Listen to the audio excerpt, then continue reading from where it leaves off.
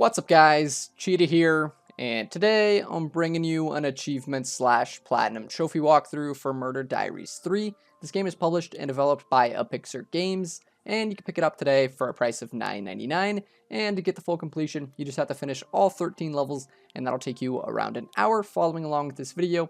So in this game, you can actually boost by holding down the A button, which will make completing the game a lot faster, so I highly recommend boosting. And as usual, I went ahead and practiced each level to help you finish them as quickly as possible.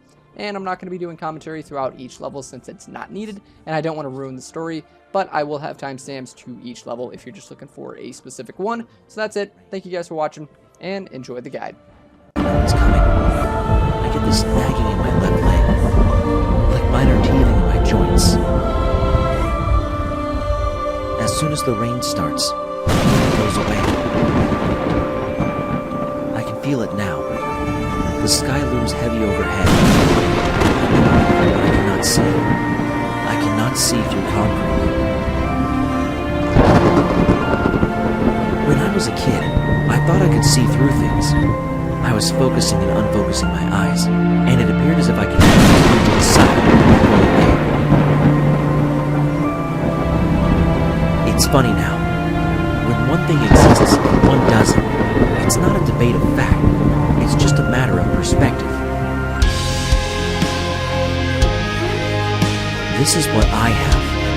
The inner ramblings of my soul laid bare. Pen and paper exposing my innermost feelings and thoughts. Whether I'm here or not, I don't know. Certainly from anyone else's perspective, I might as well not be. That's how it's been for all of my life. I don't know if I'm here or not. I have no evidence for my existence except for my own thoughts twisting and turning inward on me. I batter the walls with the anger of my insignificance before collapsing into such severe tears that I crave water like a lost desert nomad.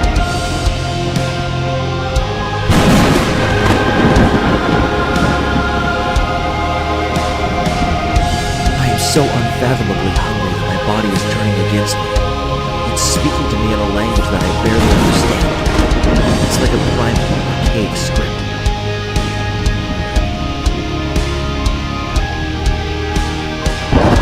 It's etched across my body. My fading muscles, my swollen belly, my sunken eyes.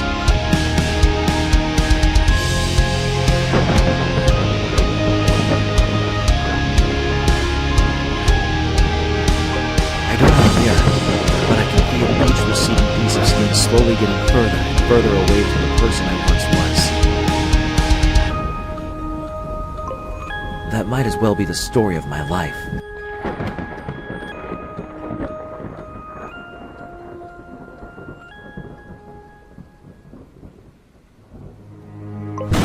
My body is screaming at me in a guttural, unsaid sense that is both clear and unclear. It is the muddied water of a crystal pond, the cloudy amber of preservation.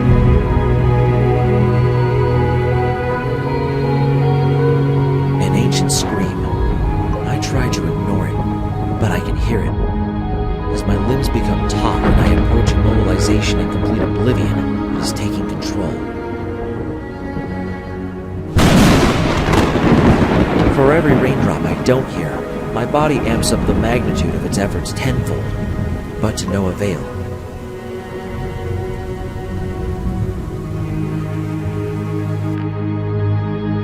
I'm not allowed relief. I don't know why. All I know is the slow decline of what I once thought of as myself.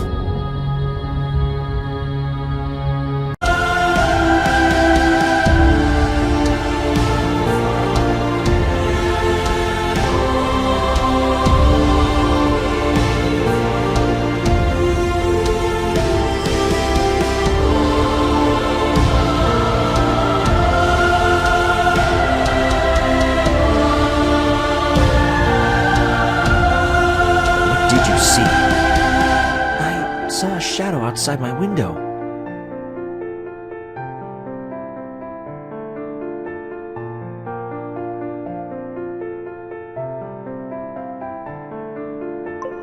Did it say anything to you? I don't know. Think about what you told your parents. It told me not to tell anyone.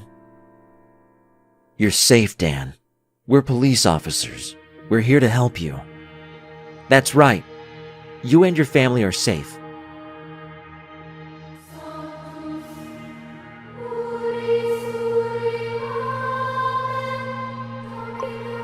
Okay, it tapped on my window the other night. That was Wednesday, right? Yeah. I went to my window and I opened the curtains. And the shadow was there.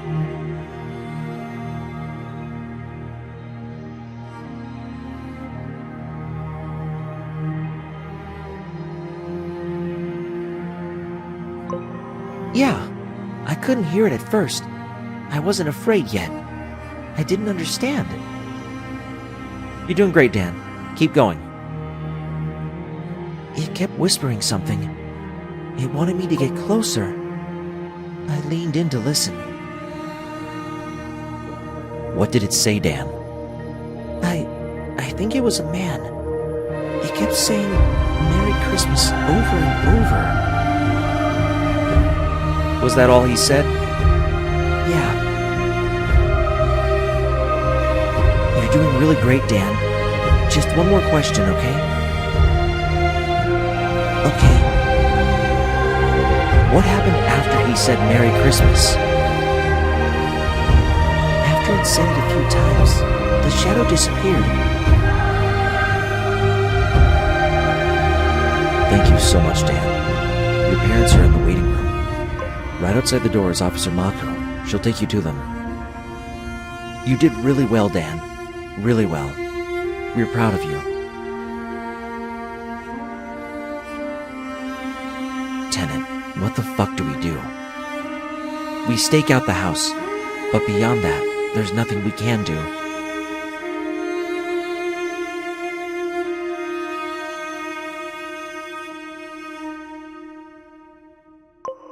This is the third case, and all you want to do is stake out the house? What do you want from me? The captain wouldn't approve anything else.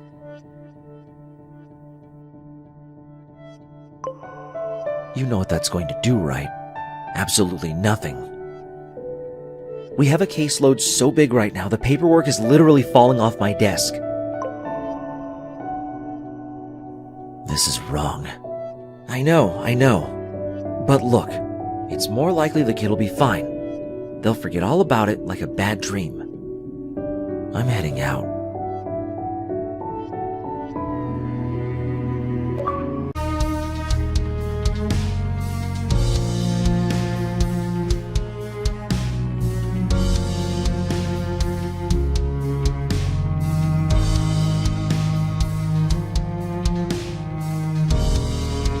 I woke Mom and Dad up really early.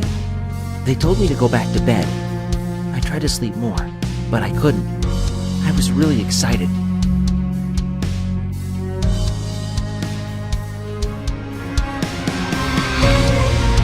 This is my 8th Christmas.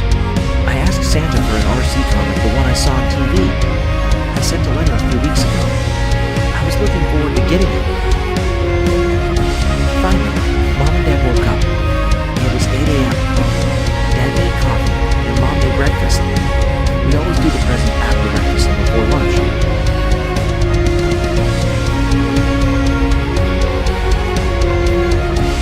We had bacon, eggs, orange juice, and toast. It was delicious. I was really looking forward to the presents.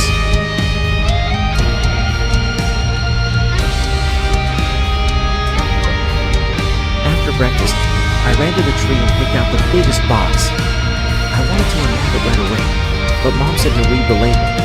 It said, "To Dan, from Santa." Mom and Dad sat on the couch as I tore away at the wrapping paper. I was so happy when I saw the label. It was the exact RC car I wanted. Dad said that Santa always knew what little boys and girls wanted. Mom said that was true. He did. He read all the letters. I opened more presents and got everything I wanted. Dad helped set up the RC car and I drove it around the sitting room. Mom went to get the turkey and ham in the oven. The doorbell rang and I opened the front door.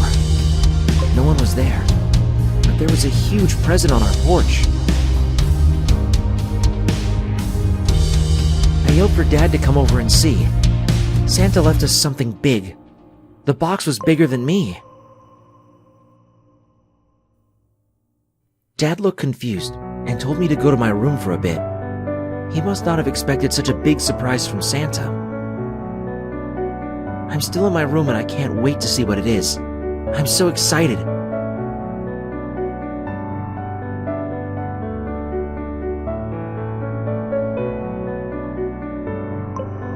Thanks, Santa. Yours, Dan.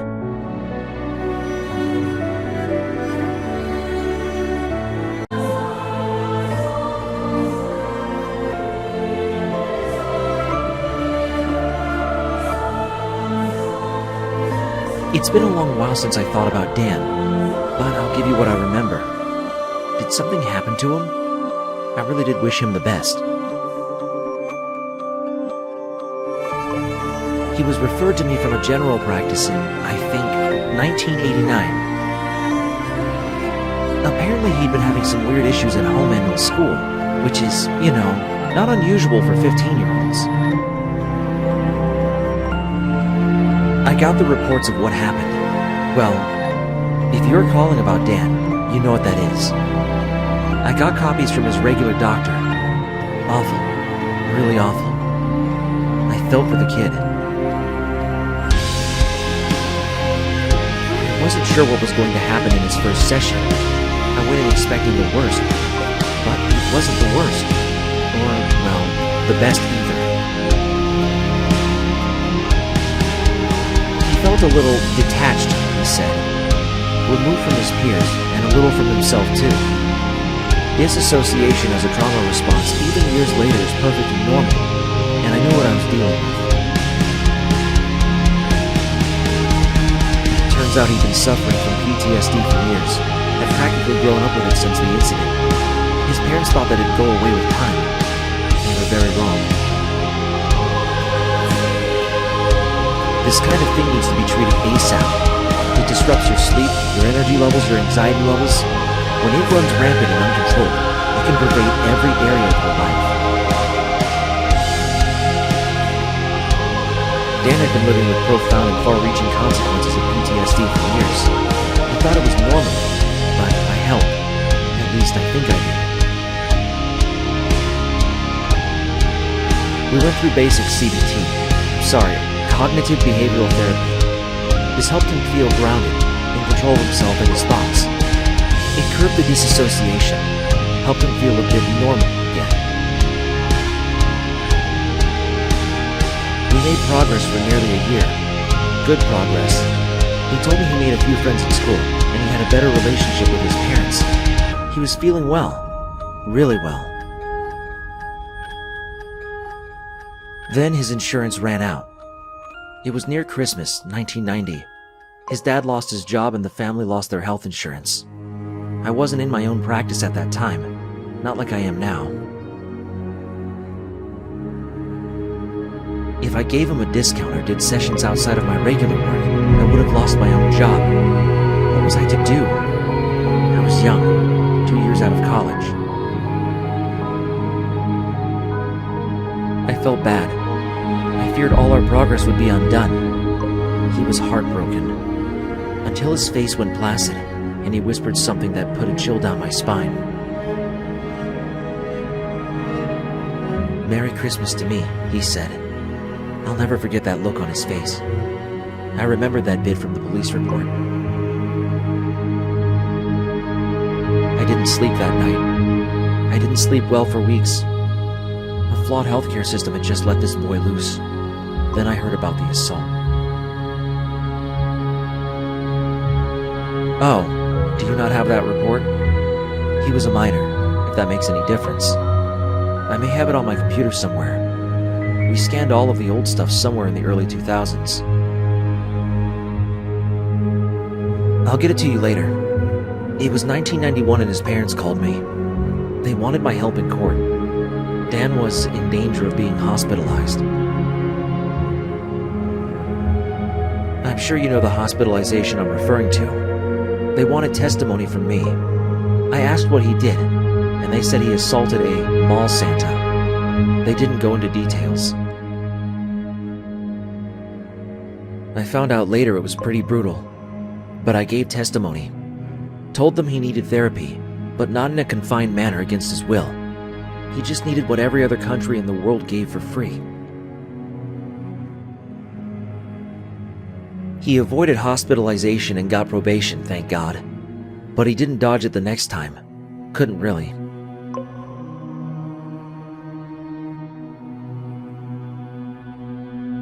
I'm sorry. I got carried away. I have to see a client. If you need anything else, give me another call. Thanks. Bye.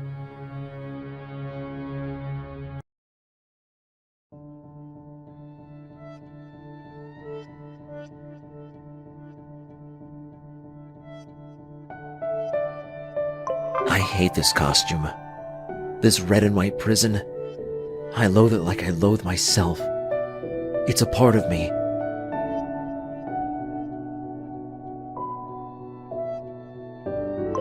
It's all of who I am, and it's nothing at all by the same token. It's everything and inconsequential.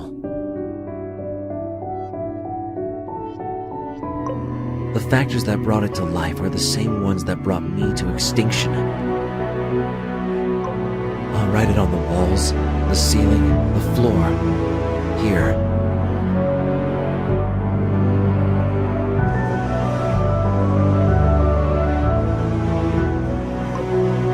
How can you hate something that consumes you, feeds you, loves you? Yet, I hate it and love it by equal measure and won't figure it out. There's no logical conclusion to be had.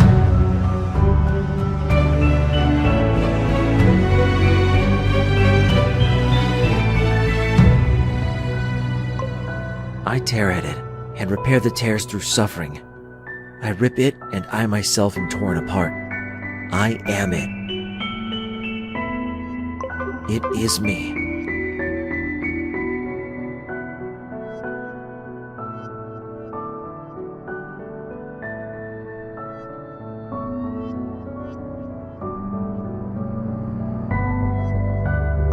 I lost the hat God knows when, and it felt like I lost a part of myself, like a chunk of memories and experiences had up and left in the middle of the night.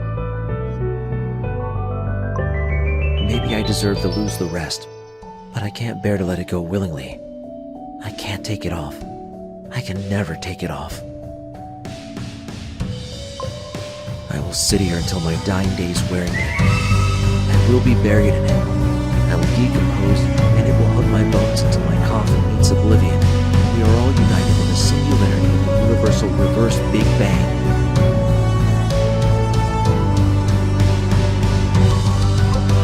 Everything is pulled infinitely towards the center point of an unfeeling and timeless universe that has no concept of anything human.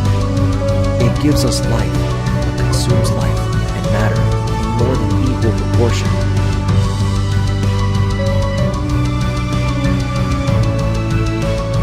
Sit here until my dying days. The universe will have to wait to get its hands on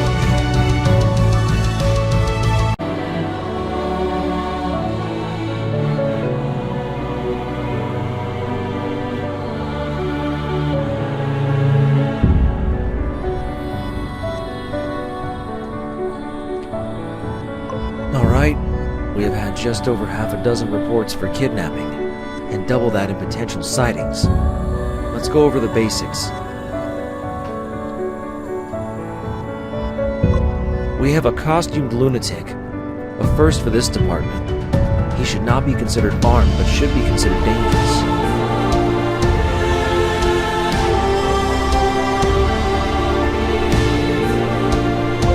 He wears a pristine Santa costume.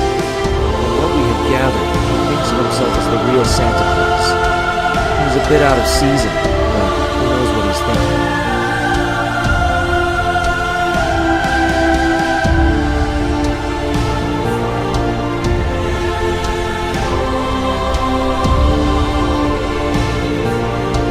His main method of kidnapping is luring kids into this costume first, then convincing them. I want all of you to read over the report on page 3 of the document stated in front of you.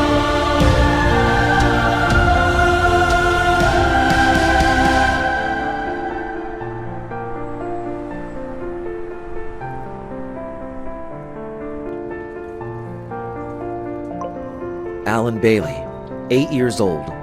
A neighbor had their eyes on the whole thing, and when they went out to confront Santa, they'd both disappeared. Alan was then reported missing by his parents when the concerned neighbor went next door.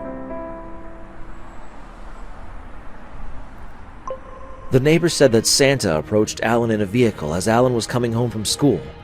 The vehicle was a nondescript gray Mercedes van. Potential models, years, and license plate particulars are on page 4.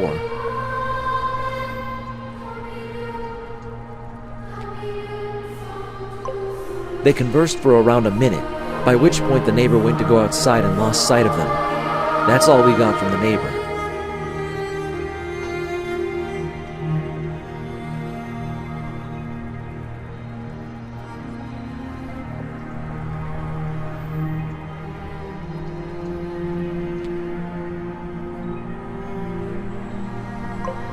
Page 6.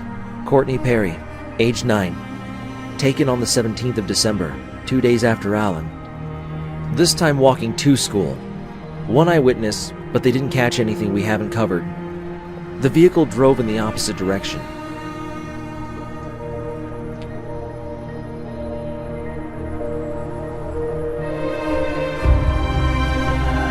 Approximate time of abduction is 8:34 a.m.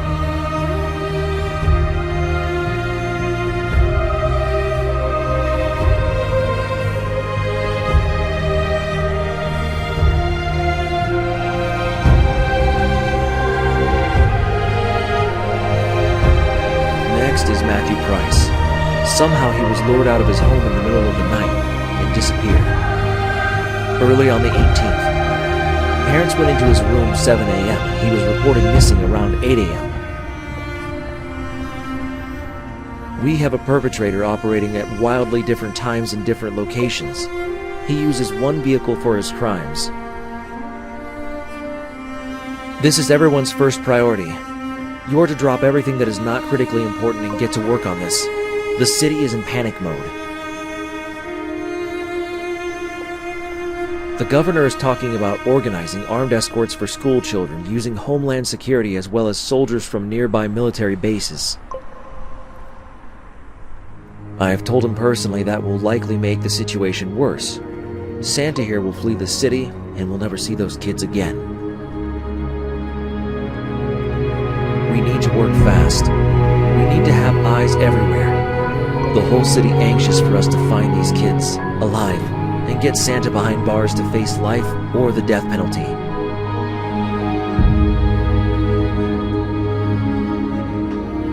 I'm counting on you. The city is counting on you. And most importantly, those kids are counting on you.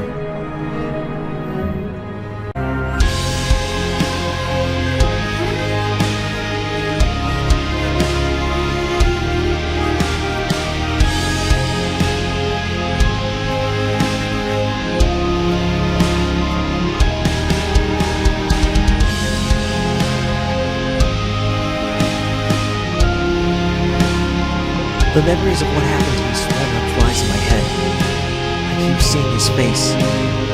The beard.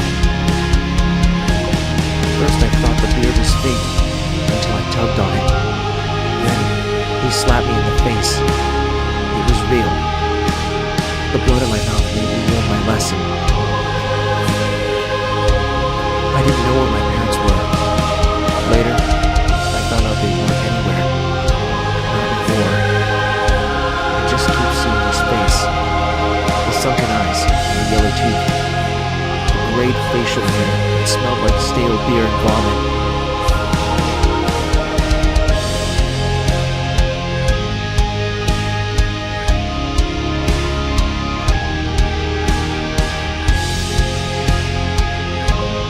Days stretched into weeks. I ate leftovers. I tried not to eat, but eventually to give in.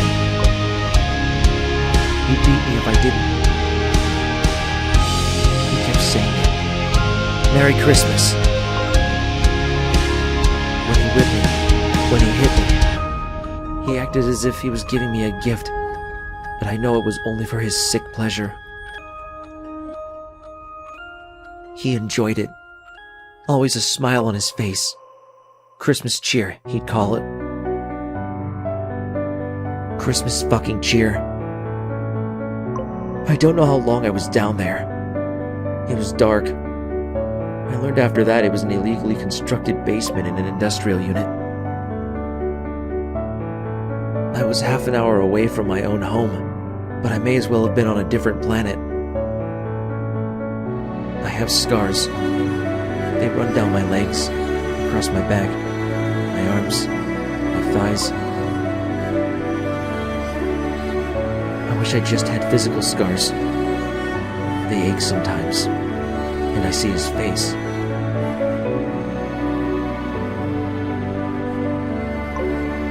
He's laughing. He has a metal chain in his hand. I can smell that disgusting smell. Feel the wet patch beneath my feet where I'd urinated earlier.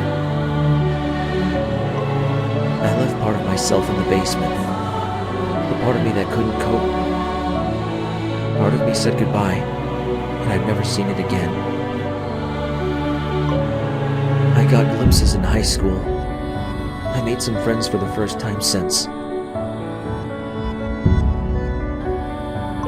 Then, my adopted dad lost his job, and I said goodbye again. I deserve it. I deserve everything.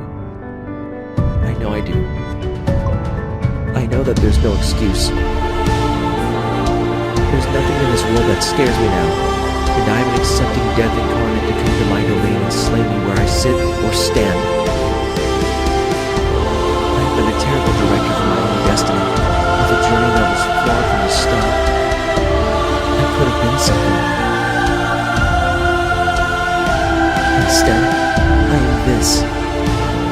Words on a page. I am my memories, my trauma, my lived experience. I am this room, and this room is me. I am the ink and this pen. I am the blanket I fall my dry tears into. I am the floor that threatens to consume me. The light blinks, and I fear I've disappeared for a moment. I hear scratching in the walls at night that terrifies me. Something is digging to me. I don't know what they will do when they get here. The sound is getting closer and closer.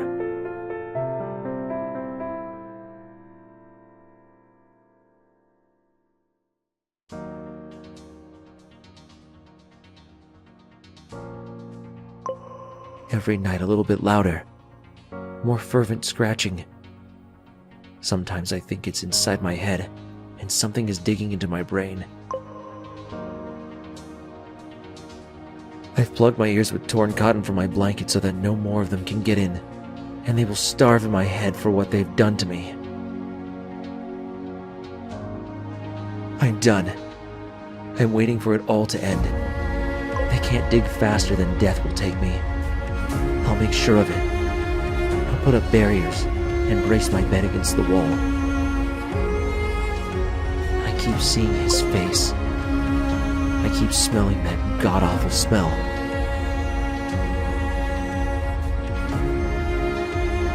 I'm still there in that basement.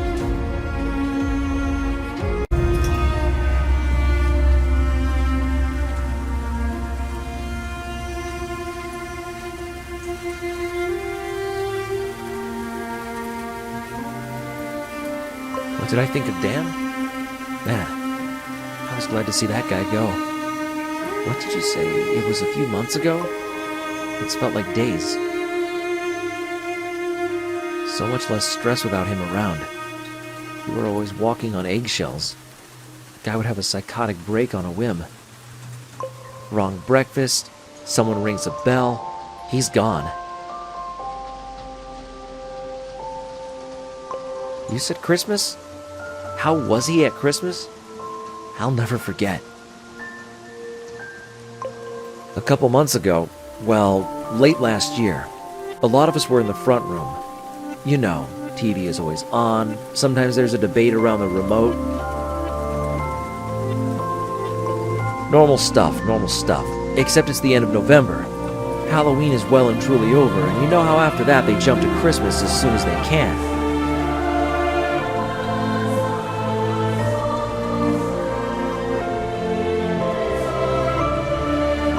PBS was on. They were doing a special. I can't remember what it was. But after that, they put on that. You know, that old animated snowman movie? Like early 80s, I think. A classic. I'm walking in the air. That's the one. I noticed him in the corner. He's looking all weird. He gets like that sometimes. We all leave him alone, you know? But his leg is going up and down. He's staring at the TV. Then he's looking around. I got a little scared, but nothing had happened yet.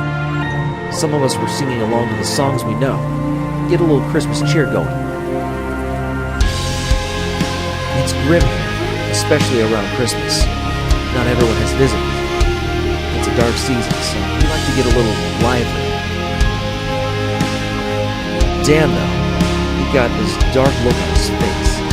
As soon as Santa came on the screen, something in him snapped. He got up out of his chair. I had heard rumors, you know, all hearsay, about what may or may not have happened to him. I don't like to dwell in rumor, but if one bit of it's true, man, that'd fuck me up too. That'd fuck anyone up. Stay on target, you said? Right. Well, I'll be specific. Jason was looking at him. He stood up. He had that look on his face, the one I just said. He doesn't yell, but there's a sinister element to his voice. He says or grumbles or growls whatever. Give me the remote. I think Emily had it. You know, Emily. She's got the tics and the learning disability. She's a sweetheart, but she's glowing when Santa came on.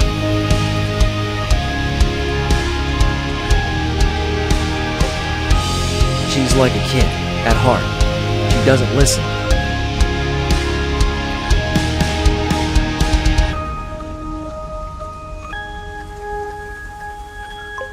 He repeats it. Give me the remote. I notice he spots it in Emily's hands. Before anybody could move, well... He lunges and strikes her in the face. We're all in shock. It's not a violent ward. There's rarely any scuffles, but especially not with people like Emily. He smashes her in the face a couple times, and a couple of us guys who were there, I think me, Jordan, Connor, we get up and try to get Dan off her. He's determined, but with a few strikes of her own, he loses his grip and starts thrashing. The orderlies get involved now. They get security in quick. We let go of him, and he gets tased immediately. It doesn't stop him right away. He stumbles over to the TV and kicks in the screen with his foot. The screen glass punctures his foot, and now he's bleeding everywhere.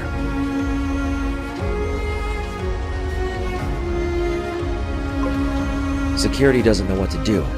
The area's cleared, so they take out the batons. They start beating him. That was the last time I saw Dan. We all went back to our rooms. We heard him screaming. Merry Christmas, he screamed.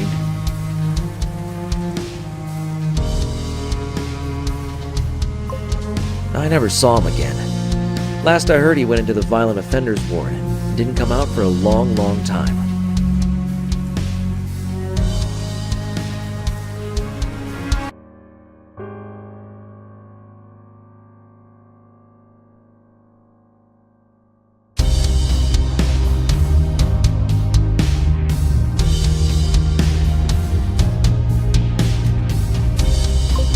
The latest update on the crazy Santa case is another kidnapping has occurred this afternoon. Stacy Berry, 10 years old, who was playing with other kids in her neighborhood at 4 o'clock today, was the victim.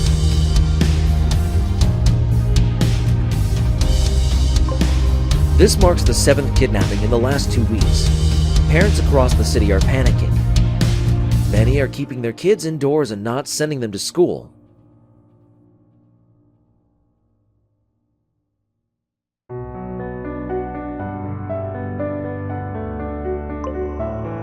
Others are forming neighborhood watch schemes and installing cameras wherever they can.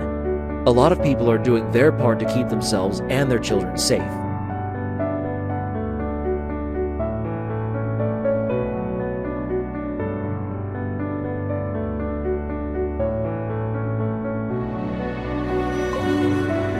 But what are the police doing?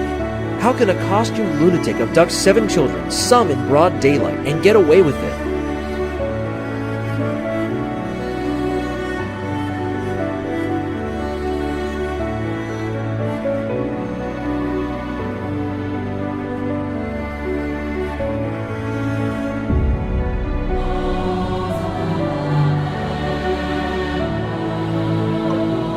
Many are rightfully outraged. In the age of technological surveillance, the perpetrator has managed to remain at large for over 2 weeks. Who knows if these kids are even alive?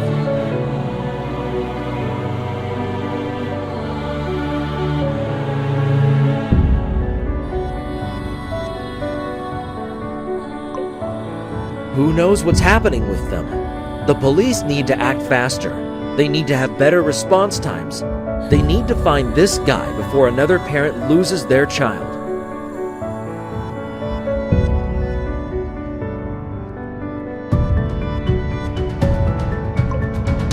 Why did we give up our right to privacy in the digital age if people like this can't even be caught? The police have access to our phones, our computers, our CCTV cameras.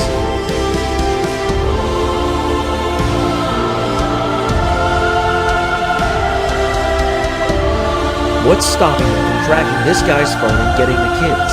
The answer, ladies and gentlemen, is simple.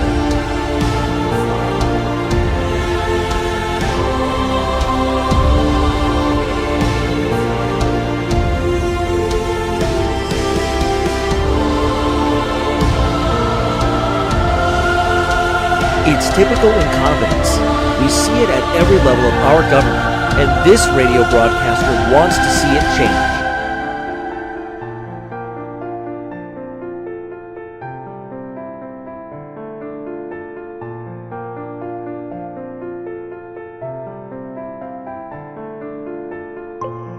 God be with those kids. God be with those parents.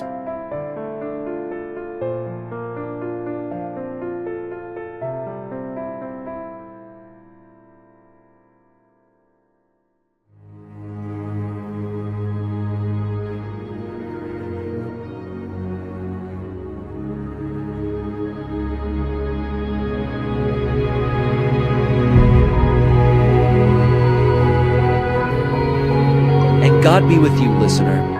Good night.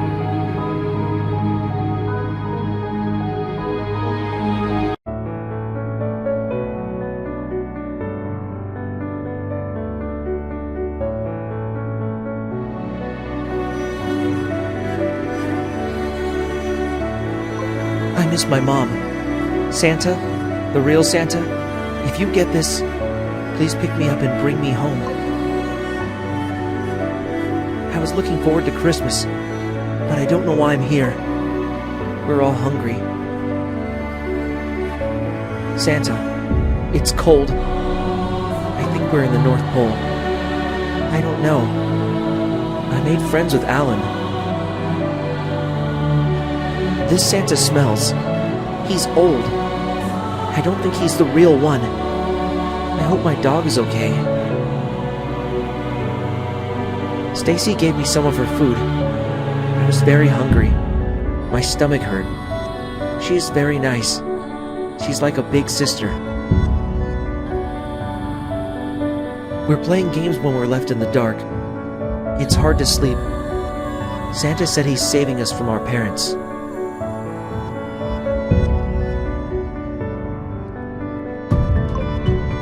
don't believe him. I want to go home. I want to see my parents and go to school.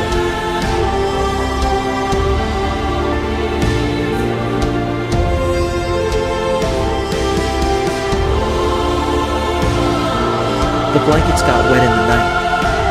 There's a leak in the ceiling. Andy put the toilet bucket there, but it's nearly full.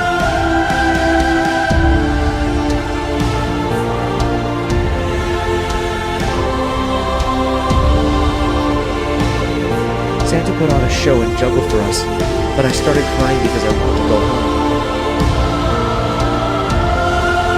Santa was not happy and didn't give us dinner.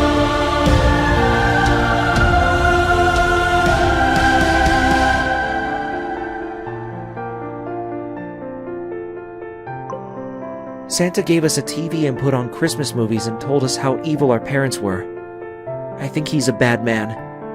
He's obviously not the real Santa. We're watching more movies tonight.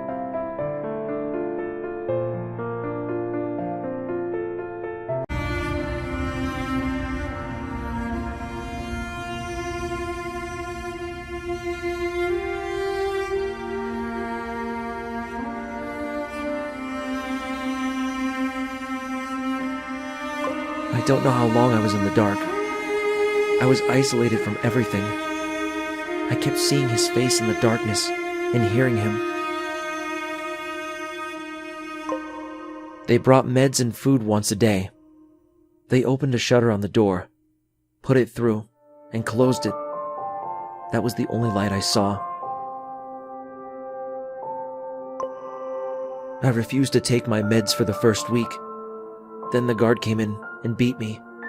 He told me if I didn't take them, they'd stop feeding me.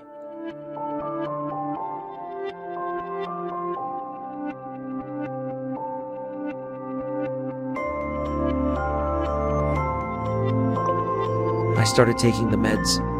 I felt fuzzy. I didn't feel right. I got constipated. The guard said that was normal. After a while, I got transferred. That was 2 years ago now. I was the only one in there for another year.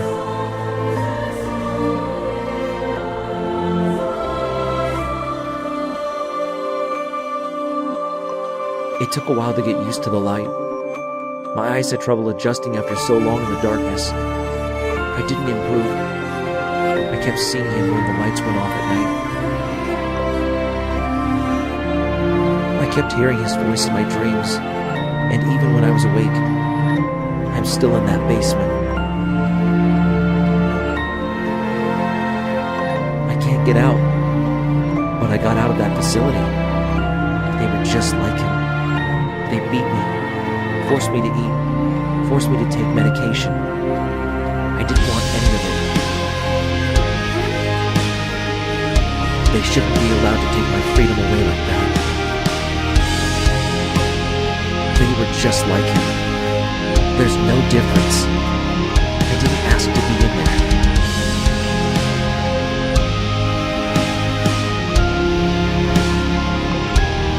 That's why I escaped. I know I hurt people on the way out. I know that.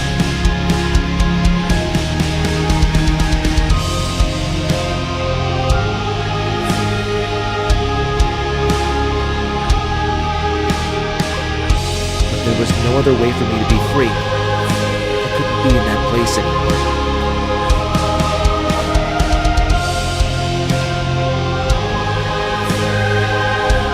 I couldn't be in the dark. I couldn't. I was dying in there. I couldn't be in the dark.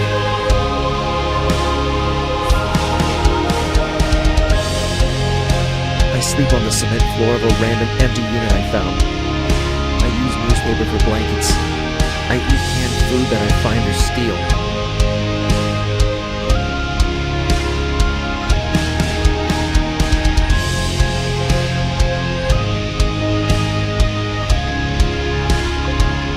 But it's better out here.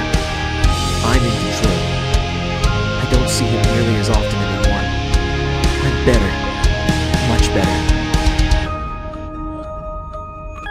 It's not easy, but I'm not there anymore.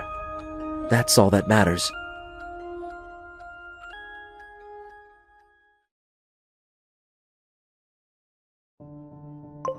I am the creator of my own destiny, and I will make something of myself.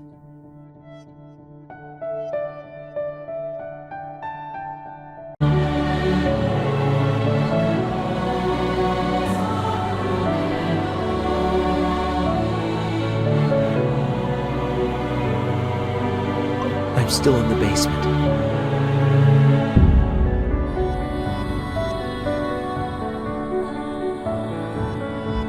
Merry Christmas.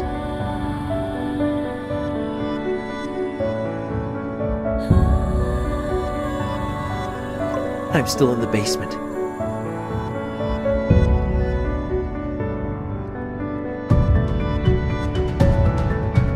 Merry Christmas.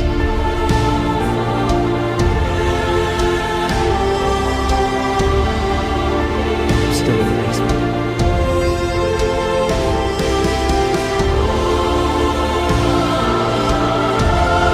Still in the basement.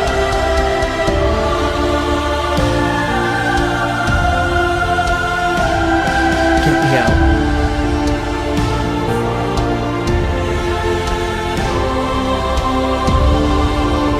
Help me. I'm hurt. I'm afraid. I'm alone. Merry Christmas. I heard in his voice.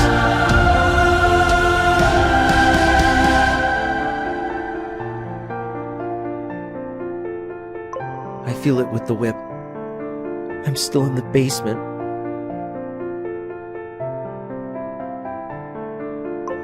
I'm still there. Get me out. I can't stand it here.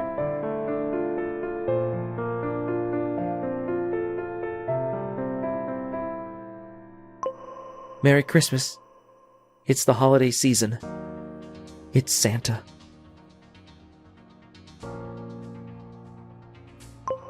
I'm becoming him, and I don't know how to stop it.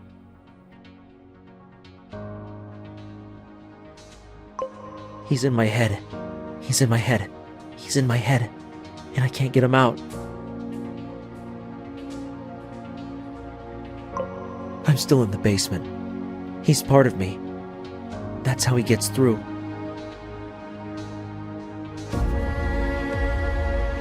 He gets through to me when I'm in there. And I can't get out.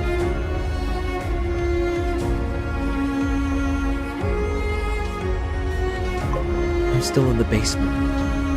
Merry Christmas. I can't get out. Help me, please. I'm begging you. Get him out of my head.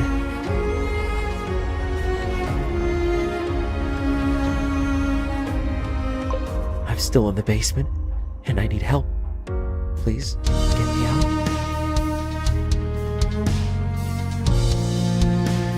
Please get me out of here. I can't see anything in the dark.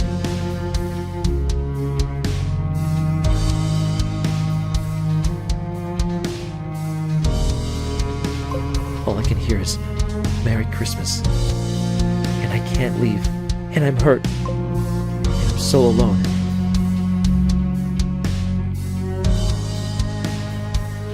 Still in the basement.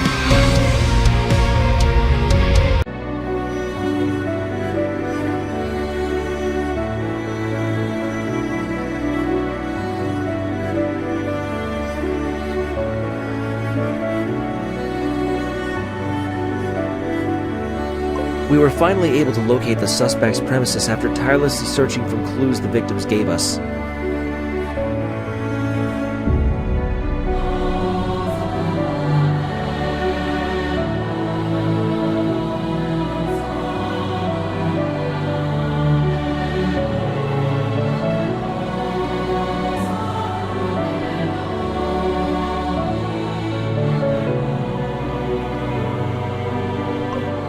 Thankfully, none of the children were harmed, but they were in such a panicked state that they didn't remember the building very well.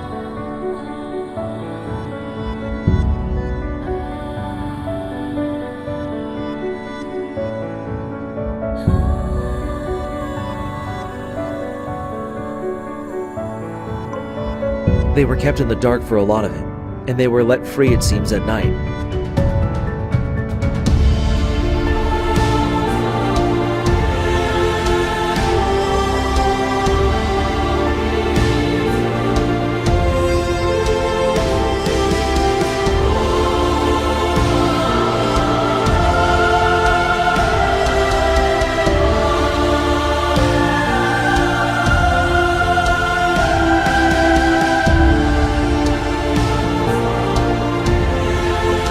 We entered the premises, weapons drawn.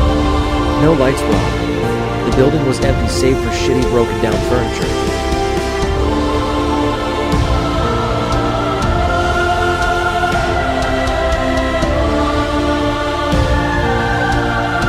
There was a smell we couldn't locate, something foul. It didn't lead us to the source, but it led us to a trap door. A metal ladder with rusty rungs lay past the opening.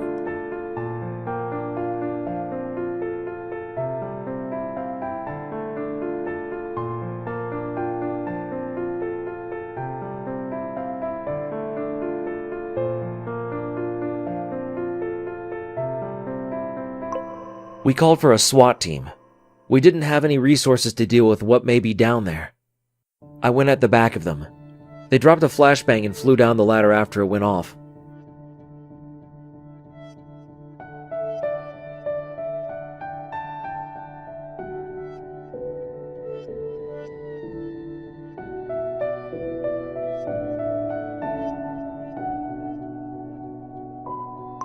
They're cowboys, all right.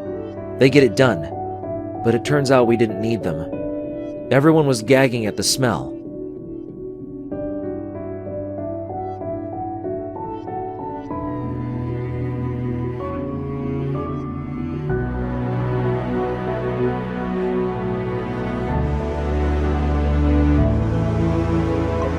We found the room the kids were kept in. It was covered in urine, feces, a few buckets full, and some on the floor and walls. There were letters strewn among them in children's handwriting.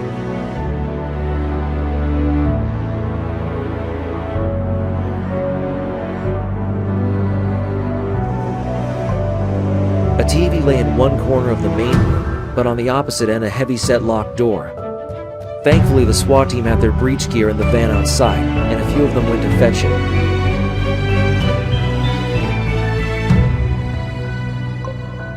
I waited at the back of the room, but I think we all knew what was behind it.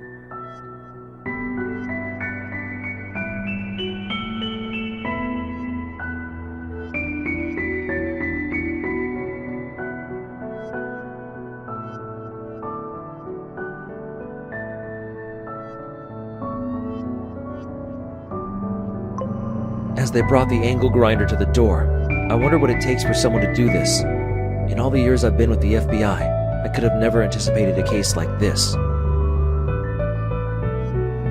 I've presided over cases with serial killers, rapists, pedophiles, the worst of the worst. But the children were released, physically unharmed except for malnutrition, just scarred for life. Then the door opened. Some of us gagged and vomited. I barely held it together. The body in the Santa costume was in the middling stages of decomposition. He was surrounded by pages and pages of writings. I didn't get a glimpse until they entered evidence. I let the forensics team do its job, and I went home to wait for the all clear. I have no idea what makes a man do these things and lock himself away to die slowly.